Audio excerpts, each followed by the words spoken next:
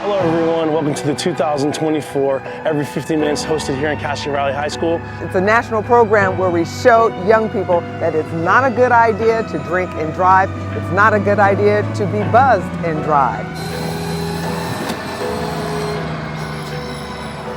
As Castro Valley alumni, it's very important for all of the kids to come here and celebrate prom. It is prom season. We want to let these kids know, don't get behind the wheel if you're impaired. And we're doing a live scenario to show these kids how important it is to not drink and drive. At least once or twice a year here in California, some kids get in some really bad accidents.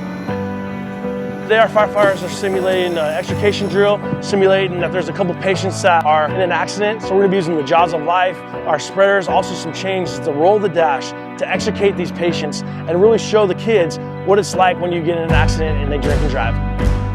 We have all this rideshare capabilities and we encourage these kids to use that. Use the Uber, use the Lyft, get home safe, call your parents. Don't drink and drive. It'll not only affect their resumes in the future, but it'll also affect the community that they live in. It's important. It's prom season. Have fun, but don't drink and drive.